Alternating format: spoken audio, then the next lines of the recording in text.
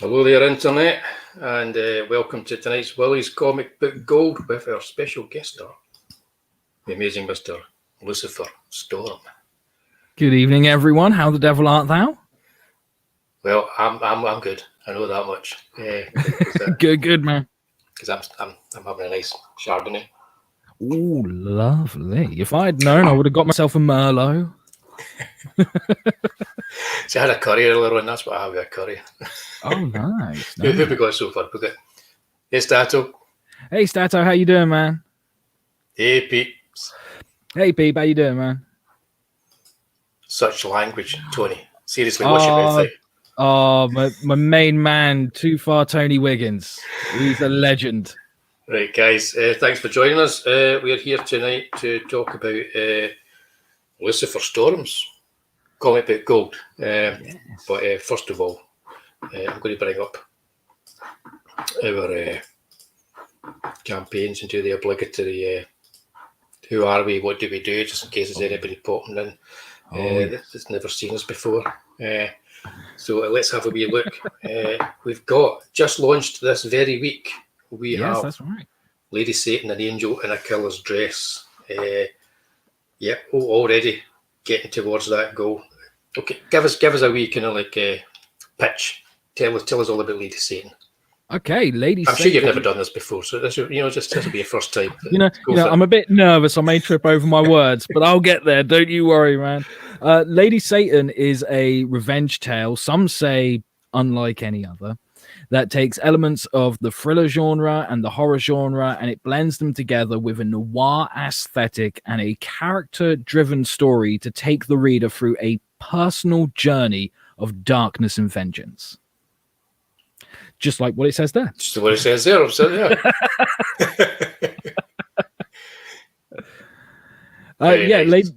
It's basically the story of a stripper from France who was once abducted to be the lead in a snuff film, and she did something that no one has ever done before. She survived. So now she's on a mission to try and track down the only copy of the snuff film and destroy it. But along the way, she finds out that the man who tortured her in front of the camera is a high-ranking British police officer under investigation from the MI5. So she's got one chance and one chance only to exact her revenge upon him. So, hang on. Why is there Daleks there? This is just an example of your work, isn't it? Yeah, that's just me showing off going, well, look, I did this once. Cool. Very good. Nice stuff. I always go to the bottom, because when I'm watching people do this, I always think, scroll to the bottom. Sometimes they do it. I haven't drawn Daleks in a long time. It kind of makes me want to do it now. I want to draw a Dalek. That was one of those things where, like, I was just watching some Doctor Who, and I was like, I want to draw a Dalek. Fuck it, I'm doing it. That's it. You should draw them all the time as kids. I saw you on Instagram posting when you were drawing this. God, did that take a long damn time? Yeah, it took a while, didn't it? It's worked out well. Yeah. It's an awesome page. I love the cover as well. Oh, thank you. Right, I'm going to have a quick look at your tiers here, because you've got a print bundle set with the graphic novel, which is very well priced there. That's a cracking price for that. Excellent. Even just the soft cover edition as well. And the hard, this is the one I'm going to be going for here. Lots of people are going for the hardcover. I've had lots of messages saying, if I get this bundle, can I replace the soft cover for the hardcover? at this rate, I might just get rid of the soft cover and let everyone have a hardcover. Yeah, it might be a case of like you could do that as a stretch goal, and then everybody levels up. You'd have to think of something for the people that wait for the hardcover, though. You know. Yes. You need to think about it. These are things you don't think about until after you've done your first campaign and put it up there. And even then, when you're on your second or third, you're still thinking about things. It's incredible, but awesome. It's an awesome campaign. So yeah, everybody should check it out if you haven't already. And yeah, I do this one here. You've all seen it before. Blah blah blah. 19 days left. We're less than £800 away from. Hold on your hats. I'm just going to zoom right down. Less than £800 away from statistical zeros. I got a bit dizzy there. Amazing Elsa Dark print. Okay, guys. So that's what we're looking for. So even if you've backed it, show it to your friends, your families, your frenemies, your enemies, anybody, and get them to have a wee look as well. And Stato, Stato, that print is amazing. Absolutely amazing. I haven't seen one bad bit of art come from Stato. I think he's a very underrated artist in the indie community at the moment. Yeah, he's incredibly good, incredibly versatile as well. Yes. Turn his hand to anything so I can. Let's have a look. Who we got now?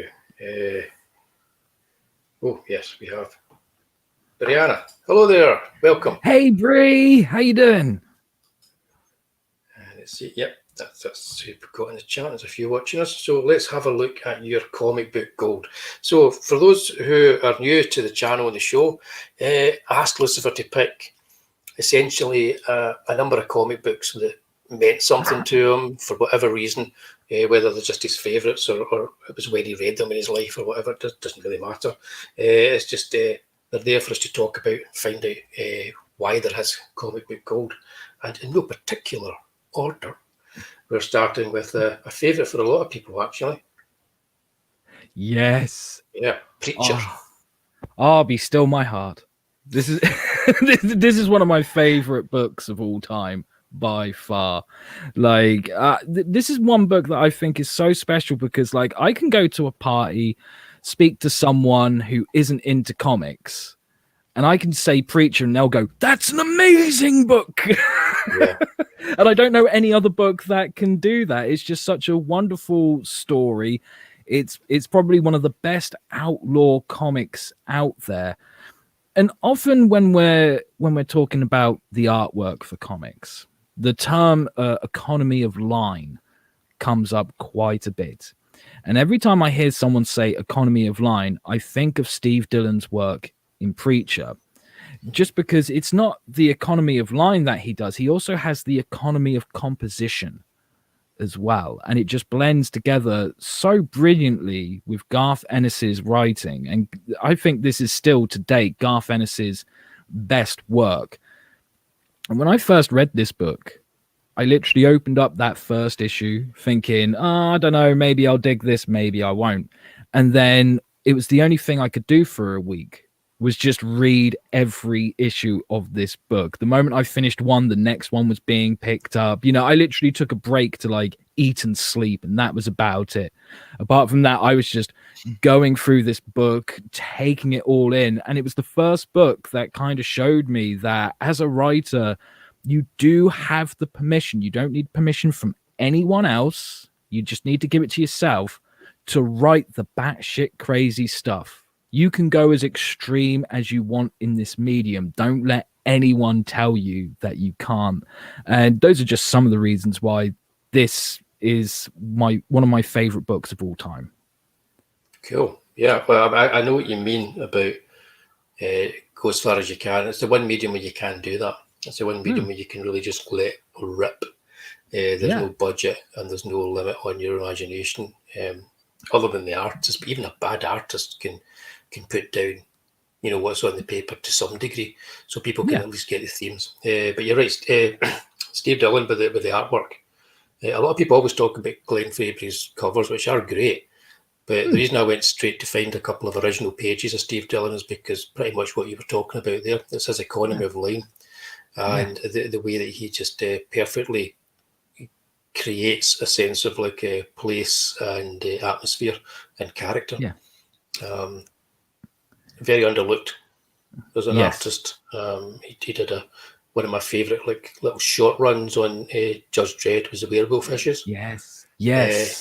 I like my werewolves, you know that. I did like his like short run on the werewolf issues of Judge Dredd as well. But yeah, Preacher. It's one of these ones. What do you think of the TV show? You know, when they first announced the TV show, I was a little skeptical. I saw some behind the scenes photos and I was like, oh, I don't know. I mean, I really want this to be a movie. I think this justifies being a movie.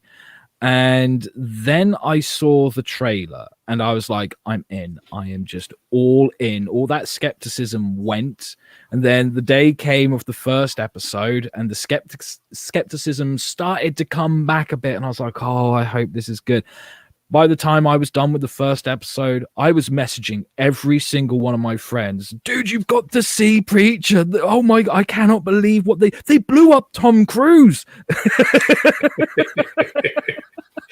Yeah, I was the same. I was somewhat skeptical, but they won me over. I preferred the first season, which wasn't connected to the comic book, better, strangely enough. But yeah, they did win me over.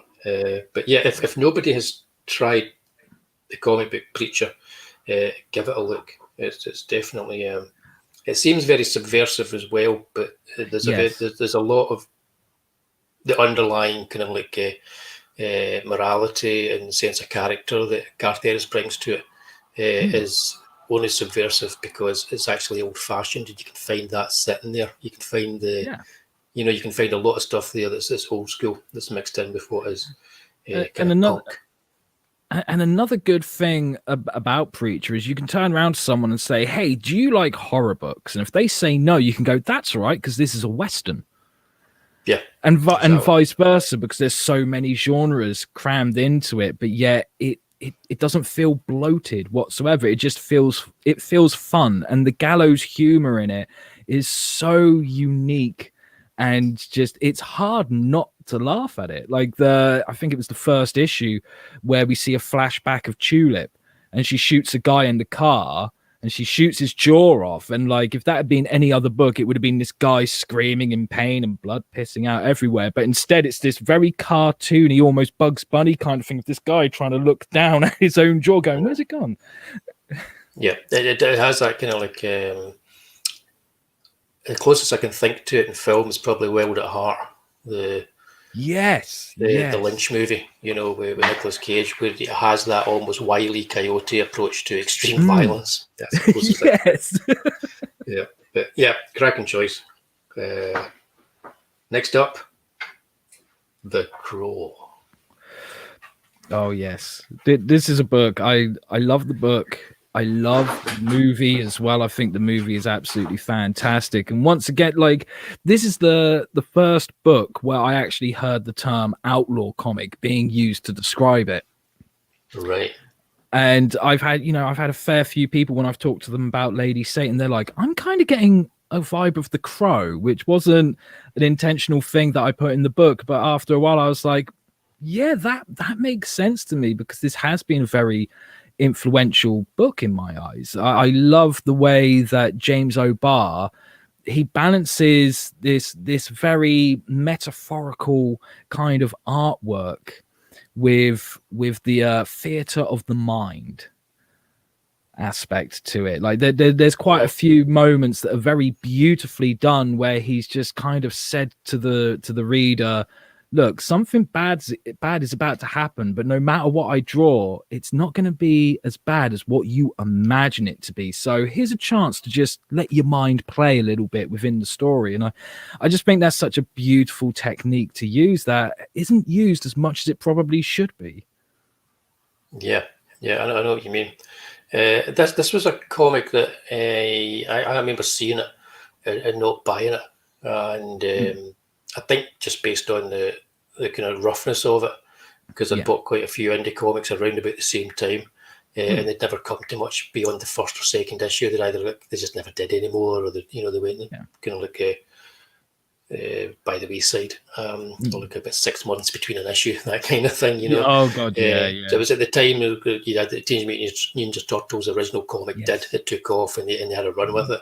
But there was a lot of people that were trying to do stuff and they never actually did it. So I kind of like prejudged this and thought, it's kind of gothy, sort of like I'll probably never get to issue 3. Yeah. Boy, was I wrong. But I actually I saw the movie first. So I saw the movie before, and then I went back and got the graphic novel. I need to check this out.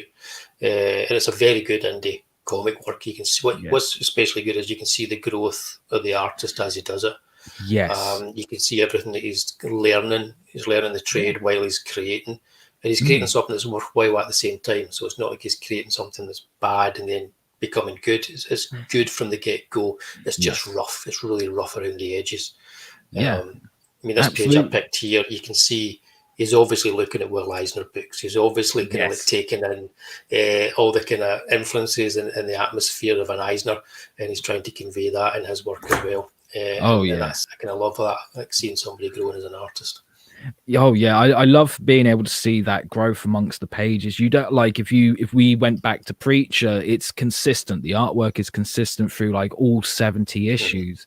Whereas this book, you start off looking at it going, this is a bit rough. Those eyes are a bit big, aren't they? And stuff. And then as it goes, it just becomes that little bit more obsessive in the artwork, which I feel really, really blends in well with the subject matter and the themes of the story itself. And there's some beautiful panels where you can tell that James O'Barr has sat there with like photographs of like Iggy Pop and Mick Jagger and just obsessed over the anatomy of the human body to such an extreme level. And the mixed media element of it, I think, is quite beautiful as well, especially when we come to those scenes of Eric Draven, and he's approaching the door to the bedroom and he cannot face it. He cannot cross that doorway. There's that little thing inside of him that wants to, but he can't overcome that fear and stuff. And it's so well presented. And when we're in those like mixed media elements, it reminds me a lot of like the German expressionism stuff. And it just blends so well into this story and into the rougher side of the artwork as well. Yeah, no, it does. It's a cracking book. If anybody hasn't read it, they should check it out. There's a lot in there. It's very dense. There's a lot in there, and it's worth your time. It's worth the effort as well to kind of like give it a look. And also, perfectly cast in the movie. Poor old Brandon Lee was the perfect. Yes, the cast. Absolutely. Crow. I think probably why all the sequels and everything, apart from not being as good, kind of failed, is because they found the perfect actor to play him in that one movie. Yeah. He really was perfect for it. And you know, I don't think it's necessarily the most perfect movie in the world, but for the type of tale that it is like it has a lot of perfect elements to it. I've discussed this with Russ before. I look at The Crow, both the movie and the book, and the best way I can describe it is it's the comic book version of the perfect diamond, because even a perfect diamond has to have flaws, otherwise it's not perfect. And that's exactly what you get with The Crow. Yep, I like that. That's good to me. I'm going to jump right. I've tried to lay these thematically. No, I haven't. What am I saying? Next up, kind of thematically, The Amazing Screw-On Head and Other Curious Objects by Mike Mignola. Oh, yes. I had so much trouble because I was there going, do I pick Screw-On Head or do I pick Hellboy? I can't choose, and I've only got one choice left. But to me, this is one of the more unique Mignola books, because The Amazing Screw-On Head was originally just this like 28-page one-shot comic book. And he then put it together in this hardcover edition with lots of different shorts. Some of them he had remastered. There's a lovely, I think it's about 5 pages long, maybe 7 pages long story that was actually written by his daughter when she was about 7 years old, called The Magician and the Snake. And it's such a simple story, but it's so captivating and so moving. And there's just, even though I feel the stories in this book are very disconnected, there is something that binds them all together and just makes it such a fun read. And I mean, Mike Mignola's artwork is second to none. You will never find another Mike Mignola. You'll find imitators, sure, but you'll be able to spot them a mile away. And I feel that this is one of his more underrated books. Like Hellboy, I can go to Hellboy, I can pick up any issue or any volume and have a good time and not need to read Hellboy again for a few months.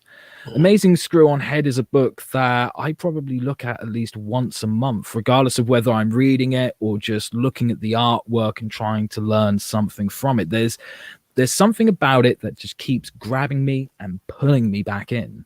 Yep. I prefer this to Hellboy. Wow. Not that I dislike Hellboy, but I like Hellboy more. as an idea and as a visual than as a comic book, and always kind of have. It's like I've never really connected with it as a comic book when I read it. You know, it's enjoyable. It's probably why I don't mind any of the movies, even that most recent one, because I'm open to any kind of adaptation of Hellboy. Yeah. Because I see it more as a kind of like a pulpish thing, you know. Yeah. Yeah. Whereas this is more kind of like the flavour of everything that I love, which is like the old Dark House and the Hammer and the Universal, and also the kind of weirdness as well. You know, this kind of like weird quality that it has. That you used to get in like comics. You can imagine like Steve Gerber comics, Howard the Duck and Man Thing and that, and the Defenders would have, you know, talking apes and all that kind of stuff in them. Yeah. So it was it. Yeah, I prefer them doing this kind of stuff. I'd like to see more of this rather than more Hellboy. I would. I think it's like a really good format to have that large narrative be this like short one shot, and then lots of little stories afterwards to kind of just not necessarily like bulk it out a bit, but you know, make that nice collected edition that people can have on their shelf and be like, hey, whenever they have friends around, be like, check this out, this is an awesome book. It's just wonderful, and it's a prime example of how in the medium of comics an illustration can communicate one thing whilst the words communicate something else, and when you put them together, the way that they work together is so special. Like there's a couple of pages where it's like drawings of like old Victorian photos, and you've got like these old Victorian women sat there quite prim and proper, and if you just had those pictures on their own, there's not much to go by. But it's the fact that one of them has a sign round its neck saying werewolf, and another one having sociopath, and there's something just remarkably incredible about that. Just that simple use of, we're just going to add one word and everything changes completely. Yeah, I mean, that to me, that you can imagine that as the last panel of an EC story, you know, in an old EC comic. You can imagine it in like an old Amicus movie, you know. I think that kind of stuff. I think that's why that appeals to me. I'm getting told off here. I've already managed to get us on a Planet of the Apes. I think you can try it. Manages to get in it everywhere. Oh dear. But this is you made me want to go back and read this again when I saw this was in there. And there was also the animated pilot that they did for this. Yes, with Paul Giamatti and David Hyde Pierce in it. Yeah. Doing the voices, and I've got like a US DVD of that somewhere, because I would have loved to have seen that expanded as a series, because that 20-minute episode was just incredible. It was good. You cannot believe find it on the YouTubes if you look. Yes, but as well. Yeah, but again, that's a sci-fi channel, I believe. So it was doomed for failure from the very start because it was on there. Yeah. Or the sci-fi channel, as I like to call it. But if that had gone to a season or two, then I think we'd have seen a lot more of this. But then again, it's just kind of perfect as the way it is. Yeah, it really is. And considering it was originally not a comic idea, it was an idea for a toy. Just blows my mind. Not like you hear that with any other book, and you'd think, well, that's why the book sucks. But you hear that about this book, and you're like, that's why this is so brilliant. Yeah, I didn't know that. I want the toys now. Yeah, Mignola basically wanted to make a toy. He was like, oh, you know, if you get like He-Man, like you can get another like He-Man figure, and like it will come with these little accessories that you can interchange. What about if there was an action figure where it's just a head, and you can get all these different bodies that you can interchange? That's so cool, because usually it's the other way around, isn't it? Yeah, exactly. And that's where it all started. Yeah. Cool. He's like the reverse Wurzel Gummidge. Yes. I love it. Right. Okay. I'm moving on to one that I haven't read. I usually, if there's one I haven't read or don't know about, I usually try and get a copy and read it, but I haven't had the time to do that. So you need to tell us all about this, and I hope I've got the right images from it. Oh, you have indeed. This is a very, very dense, very thick graphic novel. Like we're talking about like 2 or 3 inches thick with pages, but it's such an easy read. You can sit down and read it in one sitting. It will take you a few hours, but you'll. Right. Well, I imagine I saw how many pages on it and thought I'm not going to get through that before the show. That was last Thursday. This is I would actually put this up there with Preacher, and it's pretty much on the opposite end of Preacher. It's not an outlaw comic. It's not a superhero comic. It's a very esoteric slice of life comic written and illustrated by a man called Craig Thompson. And it's the story of his first love, or at least that's what it looks like on the surface. But when you look into the subtext of it, it was actually his way of saying to his very devout Christian family that he was an atheist. All right.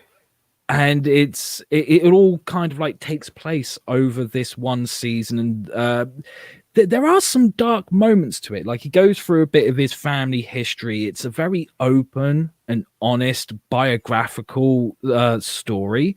So when you hear that it's kind of like this love story and it's about like his first love and everything, you don't expect there to be a point where he's pointing out, yes, the babysitter that used to babysit us, they should be on a register of some sort. So there's these little things that like creep in to remind you that like on the outskirts of this story, that there's underlying stuff influencing the actions that are quite dark, quite traumatic, and they all play a part in his decisions throughout the story of like, oh, you know, what do I do about this girl because I can't see her at the moment or whatever, or my parents are against me dating her or whatever. And then as we get towards the end of it, he kind of reveals like this was his way of saying to his parents, like, you're probably going to disown me for this because you're that ingrained in your religion, but I would like to be there with you. I would like to follow you on that journey, but I just can't because everything you've put me through, everything that I've experienced outside of it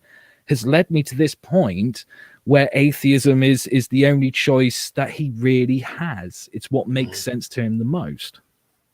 Interesting. Okay, I definitely got to read that now. So thanks for bringing that to my attention. It looks great. All the pages I saw, they look lovely. And even it looks just online looking at the pages, and I can see why it's called Blankets as well. It's physically and metaphorically, so to speak. It's a very, there's something magical about it, is the best way that I can explain it. And Craig Thompson's art style, he uses it really well, going from these very serious, realistic moments, and then within a couple of panels, you're in this very surreal, almost David Lynch-like moments, just for a very brief moment of time. But it all fits together so well.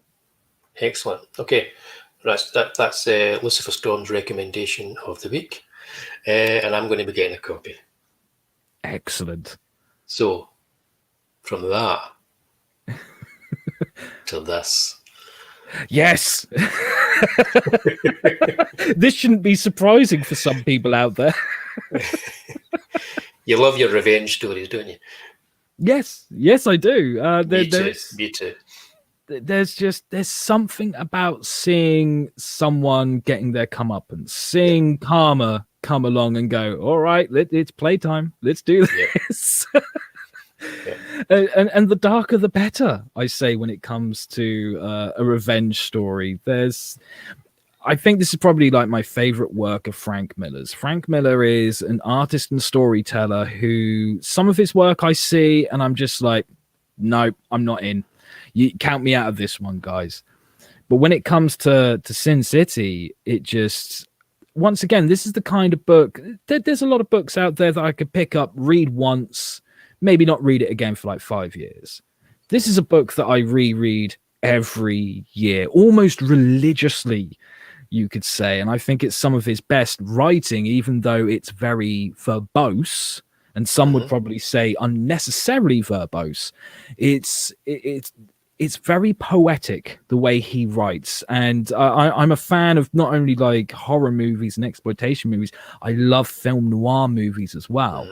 So being able to read characters who are speaking in that film noir kind of slang is just absolutely amazing to me. And seeing Frank Miller take that kind of film noir aspect, putting it in comics, and then going, let's turn that dial up to 11, shall we?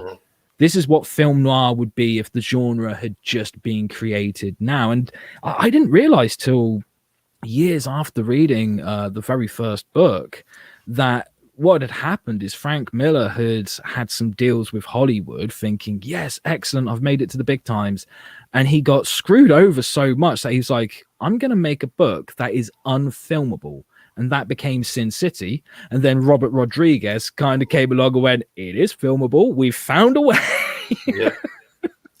And included him in it. Yeah. Yeah. I like the movie as well. Yes, I do. I think the first movie's fantastic. I don't acknowledge the second one, though. I haven't watched the second one. No, I'm the same. I sometimes just avoid movies just so they're doing, for instance, Star Wars. Just avoid. They don't exist. Yeah, exactly. There's only 3 Star Wars movies. Pretty much.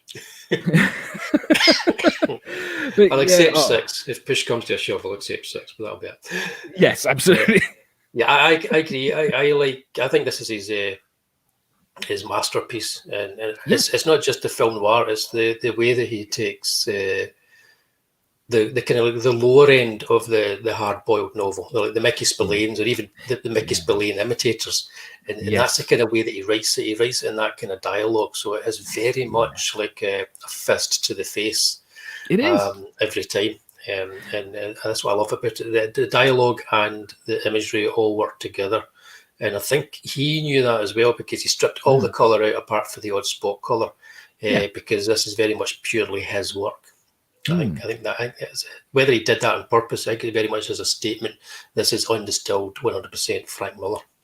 And there's a bit like The Crow in his artwork. I can just see a bit of obsession coming through, especially when he's doing the scenes of like Marv walking through the rain. Like, so much rain has been put onto those pages, and it's like, damn, you must have been like so focused, so obsessed with that page to make it come out the way it has. And it looks absolutely amazing. And then when it's combined with the hard-boiled kind of writing, I always, whenever I think of Sin City, I always think of, I think it's a 3-page story, The Customer's Always Right.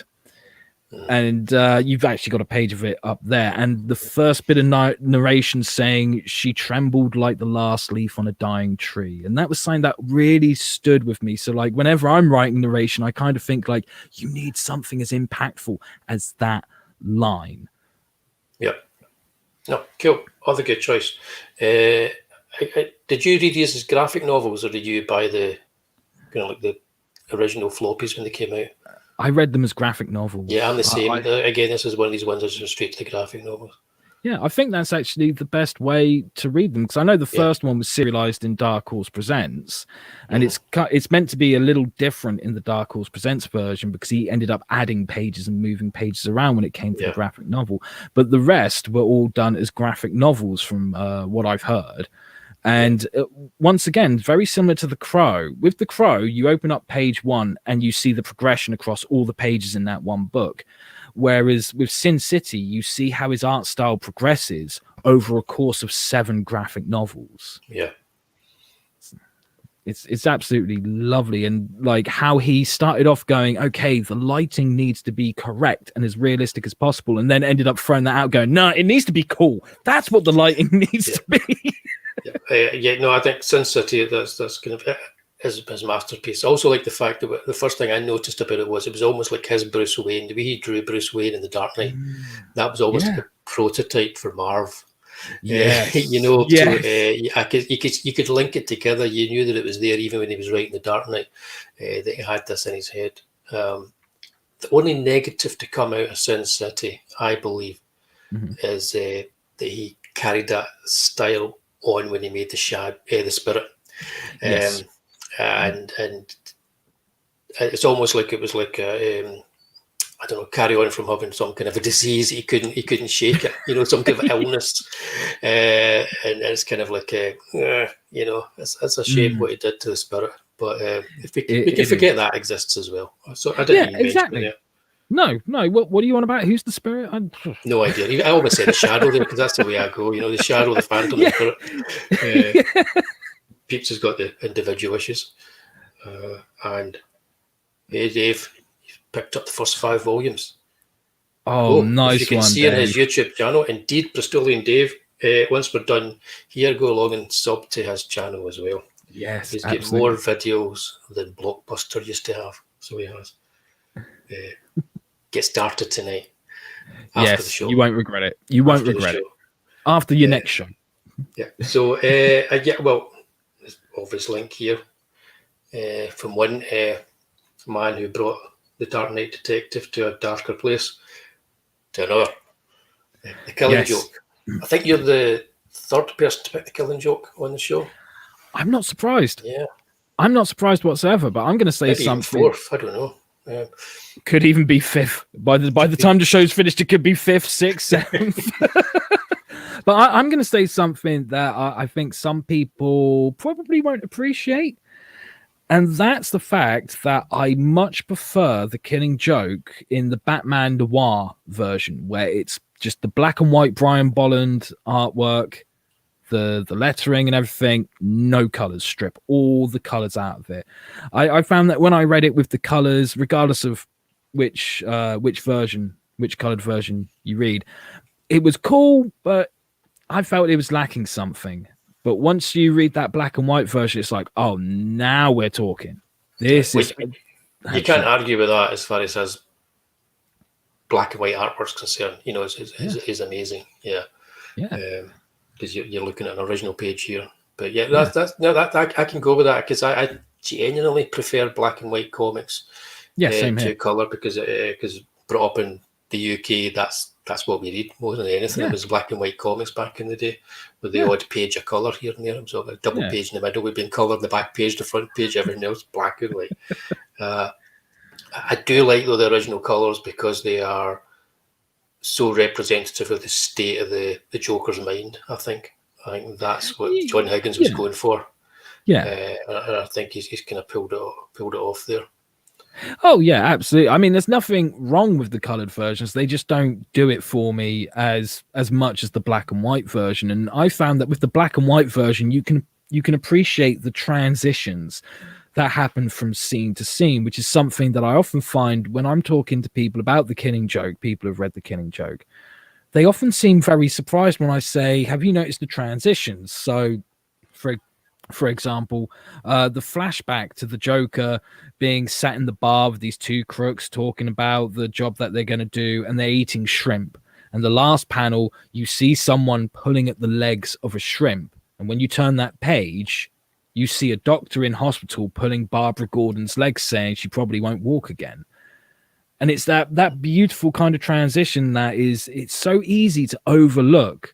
But you can learn a hell of a lot about visual storytelling in this one book alone. Mm. Yep, I agree with that. But I also think that these kind of this book really rubs me the wrong way. I love the artwork. I love some of the ideas in it, but I've never really. I blame this book more than any book for what happens to comics in the decades afterwards. Yes, it's not Alan Moore's fault. No, it's definitely not Alan Moore's fault. No. But I'll blame him.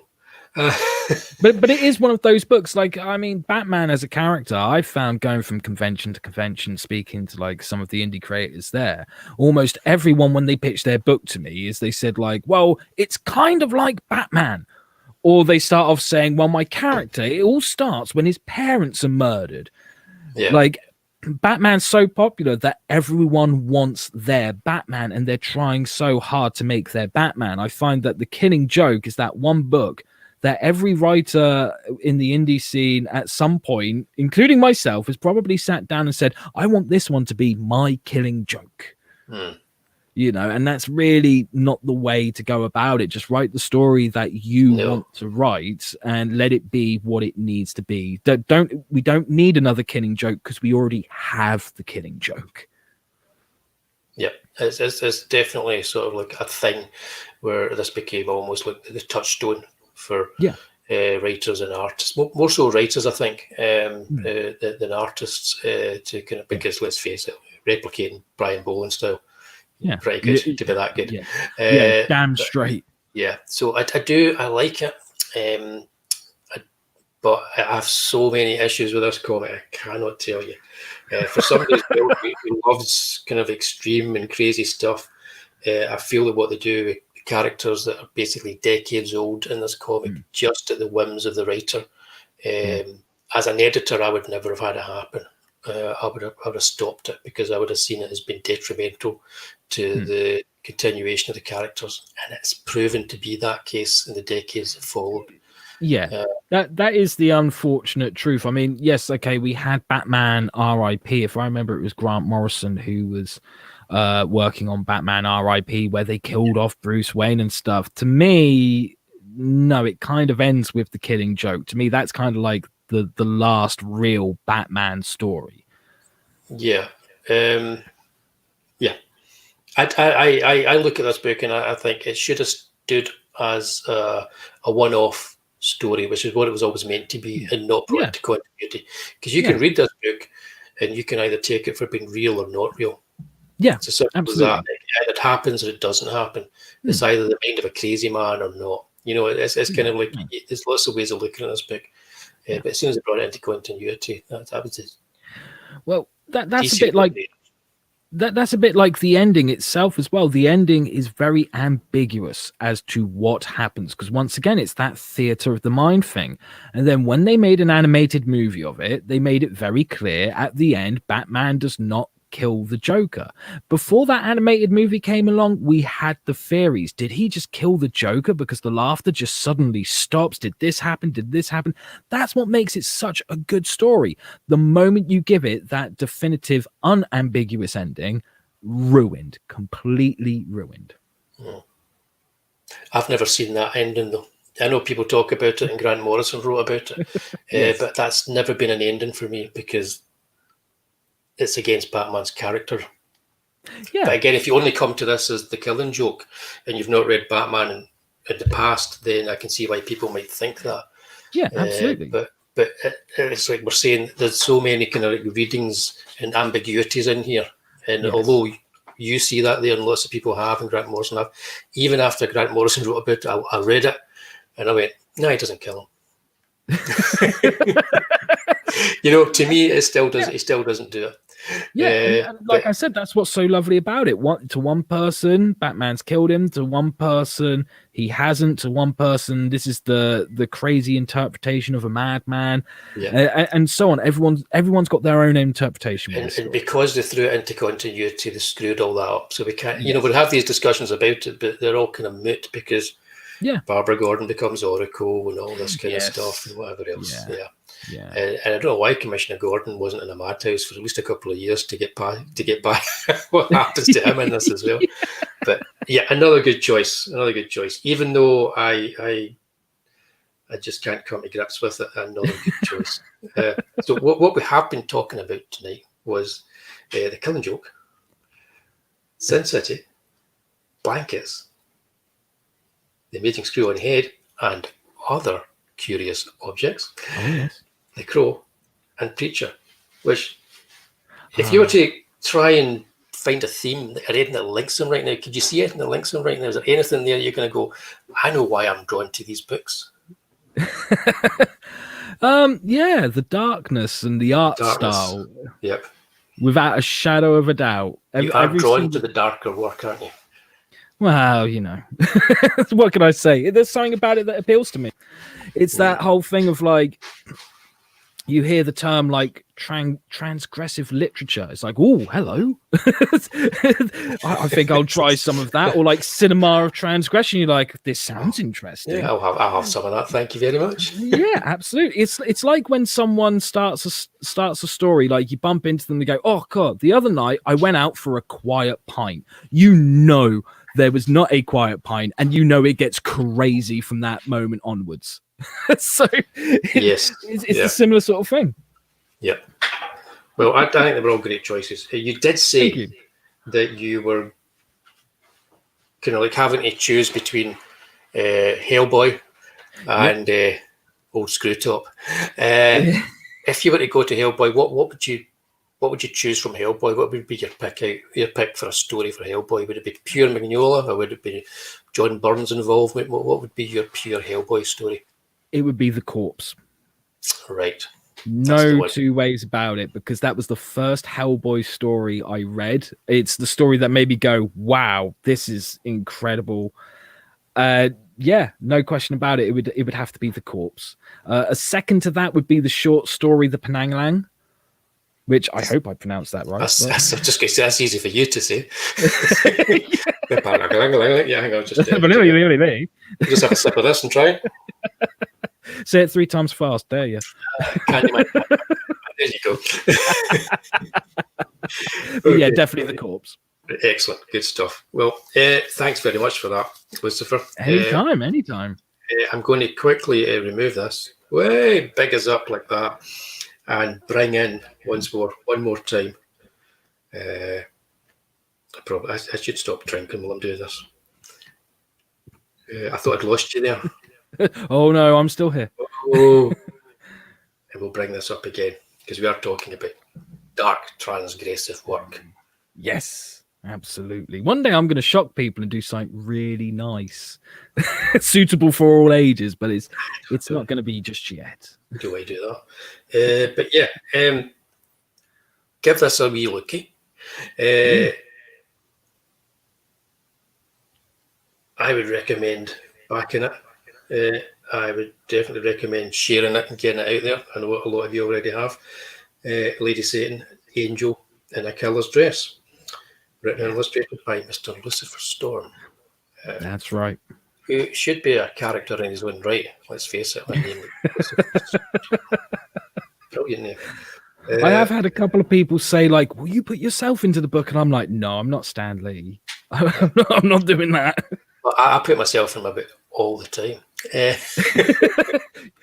That suits you. That suits the work that you do. Not with mine. Christ, no. I'm a werewolf in Neil So Dark. Fantastic. Speaking of, currently there's really only 2 horror-based books out there, or dark books out there. Would you call yours horror as a genre, or would you call it? I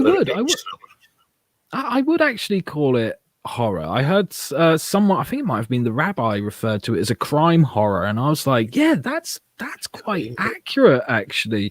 Hence why I like to use the term outlaw comics, especially when describing this one. To me, it kind of feels like the same terminology. I like that term. I'll maybe start using that. I like that.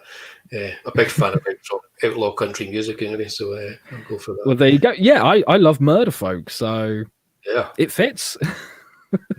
Right, so there we go then. There's 2 amazingly good, entertaining, dark, fun comics for everybody to back. Let's have a quick look and see who's joined us. I see Brianna's back after having to be going out there and walking the dog. Just have a cat. Sorts it out for you. Put a wee flap on the door. Takes care of itself. Comes back in. No problem. And isn't this a bit early? Yes, it is a wee bit early. Yes. We are super busy tonight. And Lucifer, you're everywhere right now, aren't you? Yeah, I am. In fact, I was meant to be doing another stream after this one, but the guest pulled out at the last minute. So it's like, oh, wow, I'm going to have an hour break. What do I do? Yep. Well, I'm going to, because you're going to be on later on tonight, though, aren't you, with us? Or is that?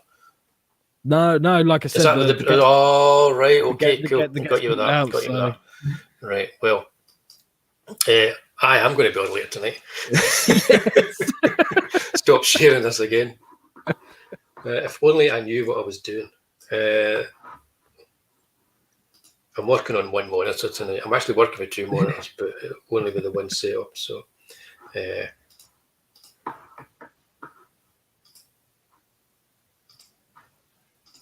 we go. I suppose I should pay for the premium stream yards. I could probably have more than one thing shared at the time, you know. Yes. Yeah. Maybe in the new year I might do that. Who knows? Yeah, that's what I said until the other week, and I was like, yeah, just just do it now. Rip off that Band-Aid. Right. Well, I'm going to be back here in about 20 minutes. Not this particular place, but I don't know if there's anybody who could grab a link and drop it in the chat. Because if I was organised, that's exactly what I would have done.